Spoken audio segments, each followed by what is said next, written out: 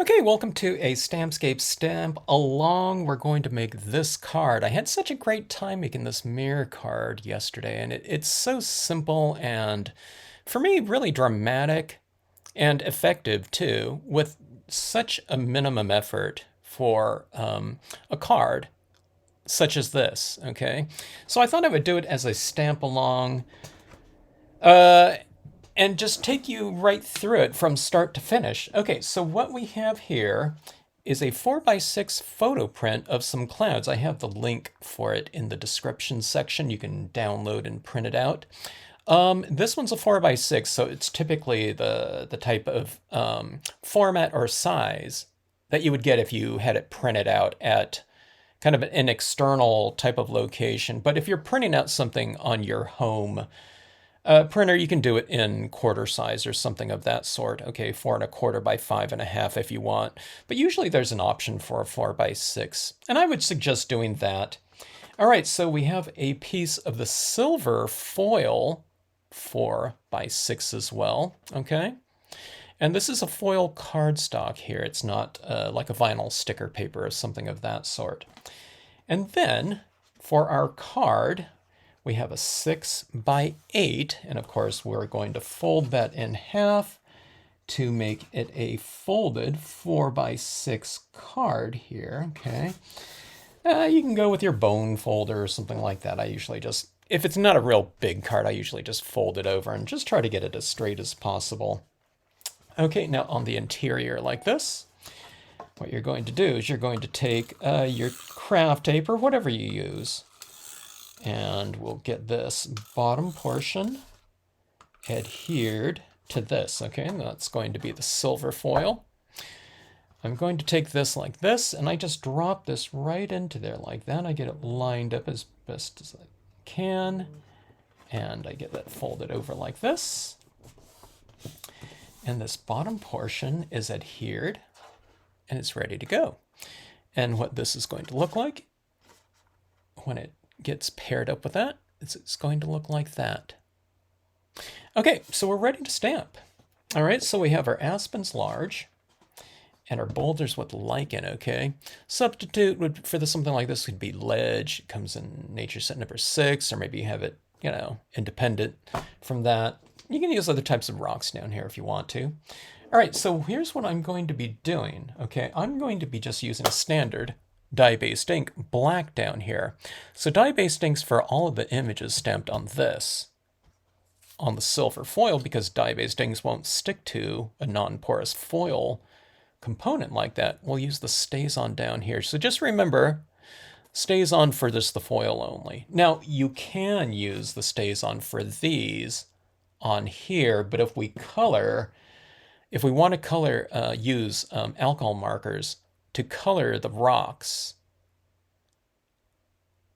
alcohol markers would blur StazOn ink, you know, alcohol and solvent ink, okay? But alcohol markers will not do anything to a water base because, you know, water and that alcohol don't mix, okay? So that being said, we're just gonna go straight on here. Now, remember, this is a photo print. It's a photo cardstock, okay? It's not the vinyl photographic, you know, or printable sticker paper, okay, that I've been using on other types of things. Okay, so this is a little bit of a different type of paper than that. All right, now for our boulders, I'm not going to do it all the way up like that. I'm going to stamp it about halfway, okay? If you stamp it out less than that, no big deal. And dye-based inks will work really fantastic on top of this photographic printer paper, okay? I got my prints done at Costco back in the day. I don't think I had it done at the warehouse. I think I just ordered them online. But you can get them from wherever you get your prints made. A lot of us print at home, but you know, if you have a lot of things to do, doing them at Costco or something like that, you know, where it's just a few cents per print. A lot of times places, if you upload things, sometimes they have sales. You get 100 prints for free. I don't know how they do that, but you just pay for shipping and handling, I guess. You know, which we've done before. Okay, so that is that. All right, now here's the thing with this. I'm going to use some different colors on here. Okay, now I don't know if a lot of you have like some different markers, like the Marvy 1500 series markers. If you don't, then just, use your dye-based ink pads or whatnot to ink up your tree here, okay? All right, so I am going to go with, no, I didn't do this yesterday when I was doing my card, but maybe I will lay down some ink just directly on here using some pads. But you don't have to go, it's not the Marvy pads that are important. It's just the dye-based aspect of the pads, okay? So mementos, whatever. You got Stampin' Up, dye-based inks, okay? All right, so I'm going for some lighter tones like this. And let me just get a base coat using, in this case, a lime green right here, okay? And I'm going to be utilizing a lot of the paint pens on here. I don't know if you have paint pens or not. I don't know if you have 3mm paint pens. If you do, all the better. If you don't, then your card's going to be finished a lot faster. So, and it'll look good too. I thought mine looked good before the paint pens. It just looks a little bit more full and shimmery if you have it. But if you don't have them now, you can always add them in later if you want to. Okay, so I'm going over these greens right now with some of this yellow. Okay. And I'm mixing them. This is how we used to do kind of the watercolory looking impression back in the day, when we did all of our coloring basically with markers. And then we stamped them out. Okay, so there weren't any stamp pads back in the day. Okay, I'm talking mid-90s or so. Okay, so we're going to mask off our rocks. Don't mask them off completely like that. Mask them off, with a little bit of the rock showing so that when we stamp out our trees, some of the leaves will hang over these rocks, okay? Paper towels aren't that thick, but they're not completely thin either, so if you mask way up high, then we stamp this out, we're going to get this big, open space in between our impressions, okay? So this one, I'm going to go up about this high. You don't have to, I'm not going to put it off the page, but, if you go lower, higher, a little bit, it's not going to matter. And then roughly, I'll get this one, roughly about, on the edge like that, okay? There, you can have it going off the edge too, okay? Plenty of leeway. Don't worry about positioning. That's not the important part.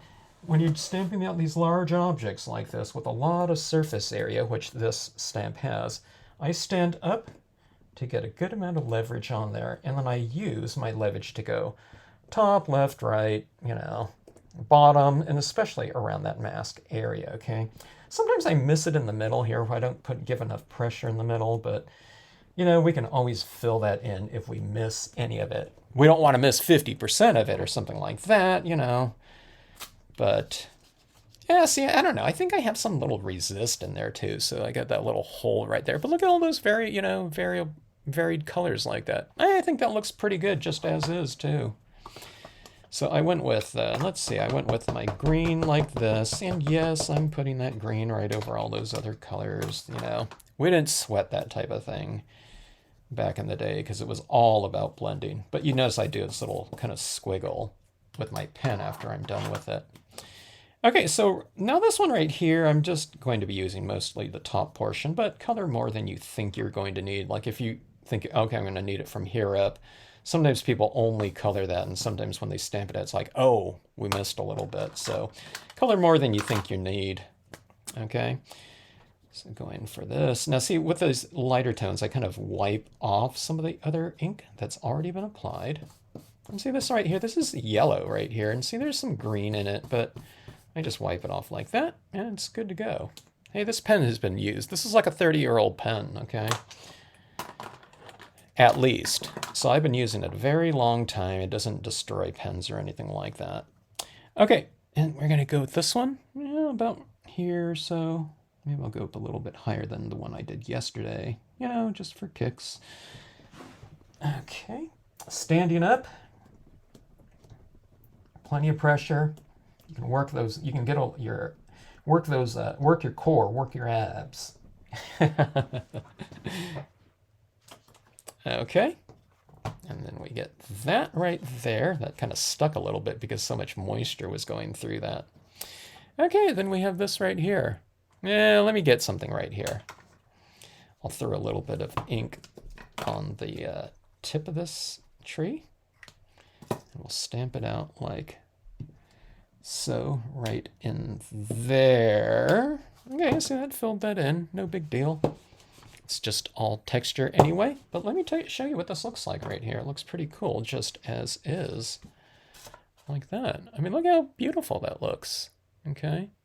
No toning on our rocks or anything like that. No additional paint pen work on there. But look at that beautiful kind of shimmering tone. And of course, you get a little bit of that variation within that kind of watercolory looking impression area.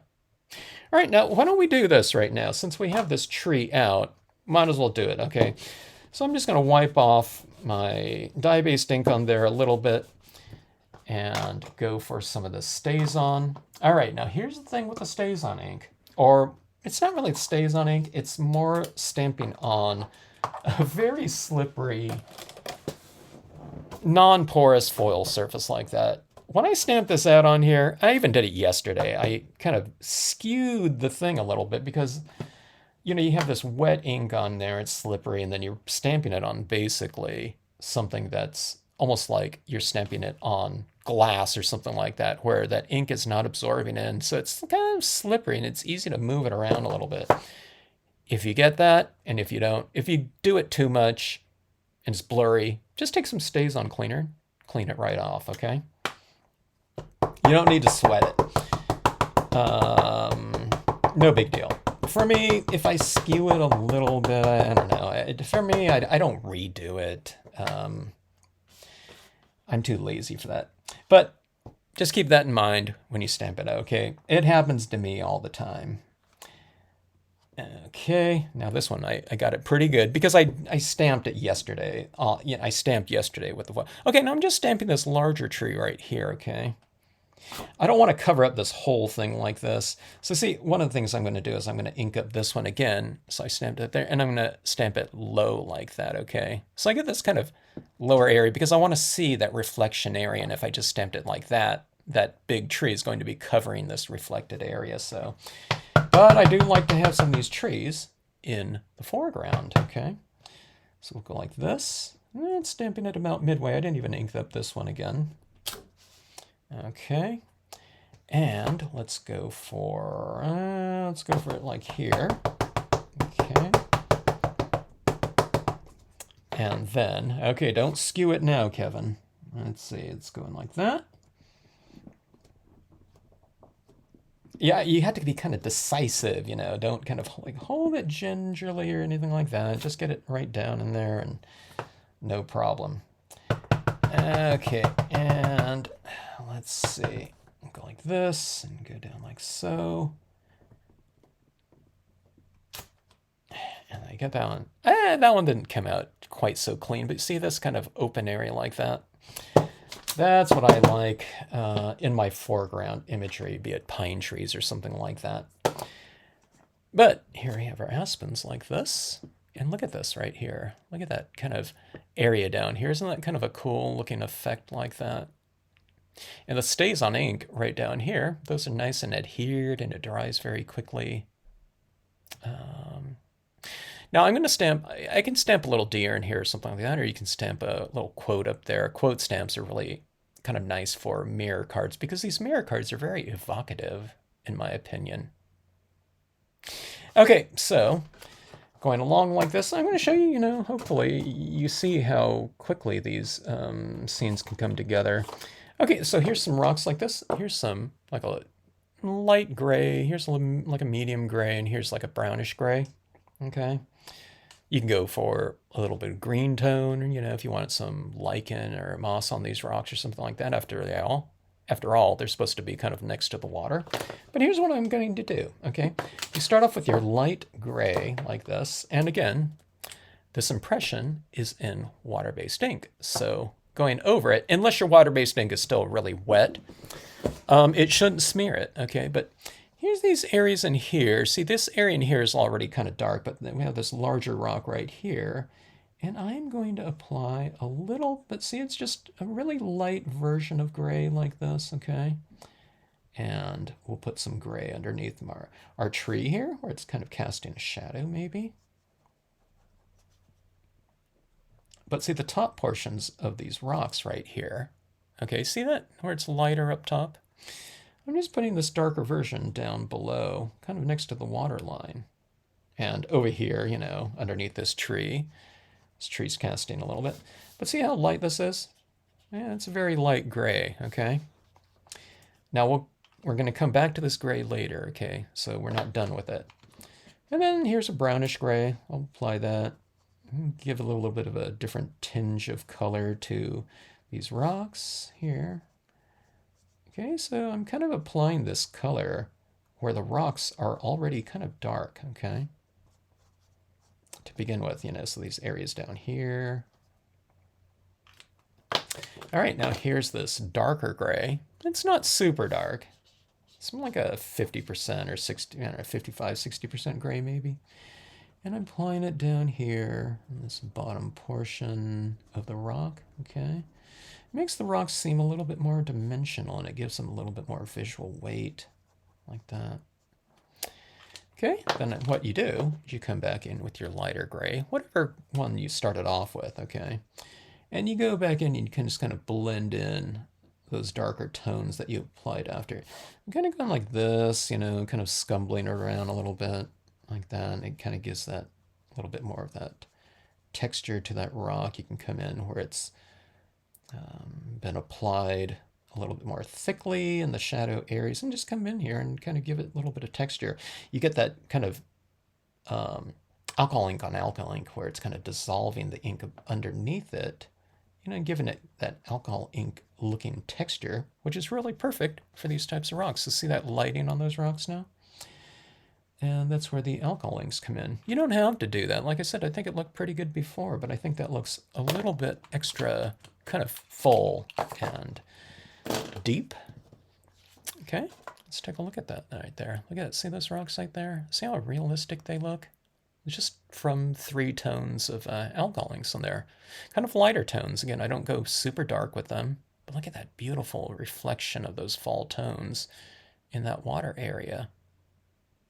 Okay, so let's go on with some paint pens. These are the 3mm paint pens. A lot of you don't have that type of thick paint, you know, ink. You might have some smaller ones though, or you might have some gel pens. You can try that on there. These ones are just going to go a little bit faster just because they're larger, okay? Now what I'm going to do is you don't put it over everything. I'm going to go a little bit more sparse with my application as well for this, because I want these cards to, you know, go real fast, you know, in this stamp along format here. But you see, you kind of cluster your leaves a little bit, or, you know, when I'm talking about the dots here, you cluster them together a little bit like that, okay? So don't do it all evenly. I think it comes out better looking, kind of in this little bit of a grouping like that, okay?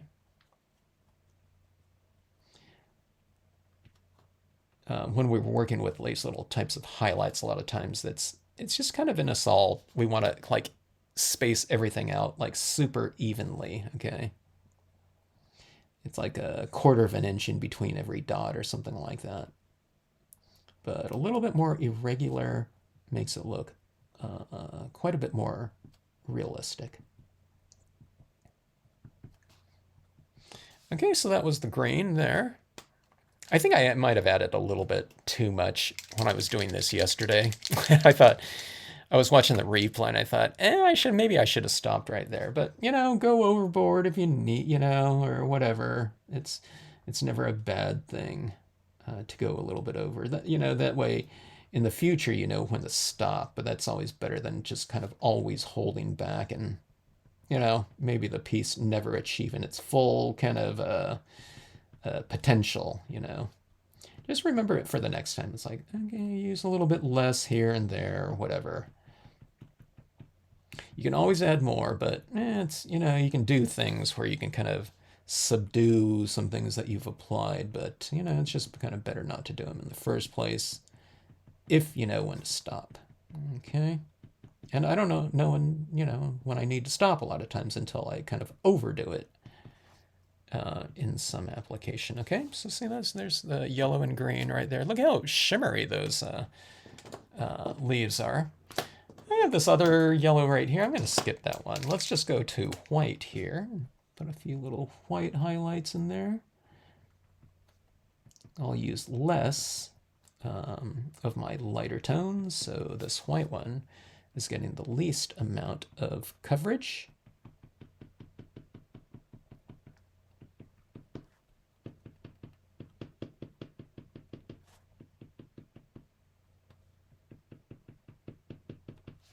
All right, we have that. Let's take a look and see what it looks like in our mirror scenario. You can see if it looks a little bit more shimmery like that. See that down there? I'm wondering if I put on too much again. Might have. I don't know. It was looking pretty good without it too, I'd have to say.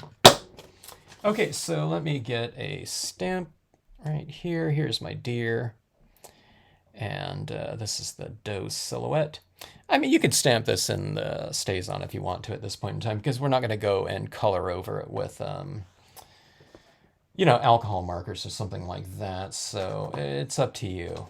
Let's see. Where did my black pad go? I keep losing that type of thing. Oh, huh. Let's go with the StazOn, I guess. I don't know. Okay. Like this, and I'm just going to aim for those feet right down on those rock, about like so. Yeah, I think yesterday I kind of wiped it off a little bit, but on this one, I'll just go straight on there. StazOn ink on photo paper, it's going to really grab it, so stamp it out, lift it up. Don't smear this one now if it stays on, because it's going to, that StazOn's going to dry really fast on top of this type of photo paper, that emulsion coating on that photo paper. That's your card. You can glue that right down in there and call it a day and be done with it. Let's see, what are we at right here in terms of our time? 22 minutes, and that's not too long, I'm going to show you, though, how to kind of take this to the next level. We're going to take some white pigment ink, okay? Could be the brilliance, doesn't have to be, though, okay? Now, this is where I'm going to vary my textural range of this a little bit. So I'm getting this cotton ball inked up, and I'm wiping it off a little bit, flattening out my cotton ball. Okay, so it's nice and flat. See how flat that is? Let's push some of the ink back up in there. 100% cotton, okay? And then areas where it's kind of light in there next to those images, darker images. They don't have to be super dark images. It doesn't have to be black, but we can add a little bit of this pigment ink over it, and then see it looks like that lighting is hitting these trees. So see this area is real crisp like that. We have that cloud behind there, and I'm adding in some of this kind of foggy mist right over the front of it, and see how that looks really diffused and kind of cool from a textural standpoint, okay? We'll come and add some of it, maybe at the base of this deer, about like so. Can you see it getting a little bit lighter around the feet? So it puts the deer in kind of this, little element of mist and kind of illuminated mist because it's white. So it just kind of gives it kind of a cool look. Interesting look, I should say, not temperature cool or anything like that. But see that right down there? I'm putting some white pigment ink right over the top of that rock, and it looks like, I don't know, it looks like that rock has a little bit of a, kind of cloud or fog creeping over the top of it.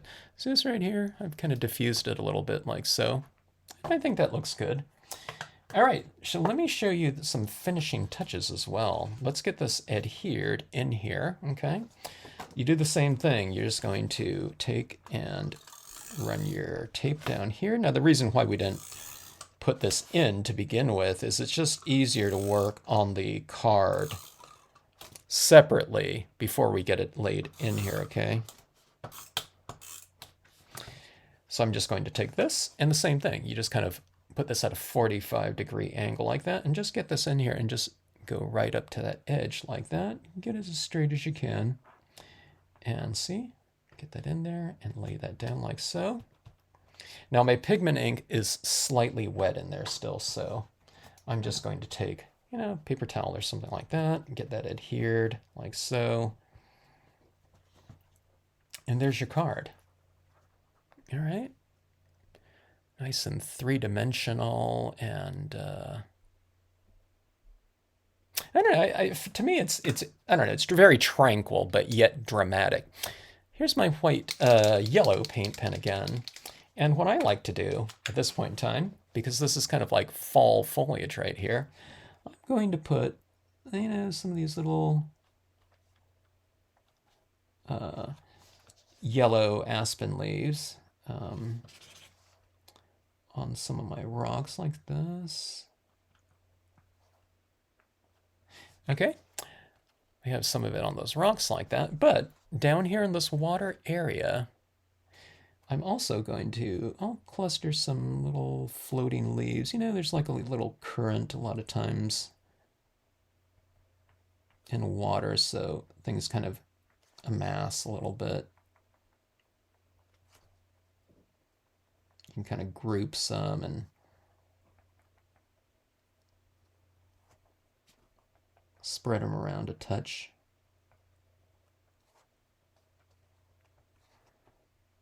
So there's my leaves in the water. It looks like crazy like that, but let's take a look and see what it looks like in our mirrored situation like this. See all those little leaves floating on the surface of the water? Doesn't that look like a real pond? Because there's depth, because you have these dots here floating on the surface of the water, but then you have the reflection underneath it. So, you know, here's the sky right here, and here's those little leaves floating in that water like that. But there you have it. I think a pretty dramatic card and very satisfying, and I think easy to accomplish. I think anyone can do it. I can talk anyone through it. But I hope some of you kind of join in and do the stamp along with me, even if you didn't do it this first time.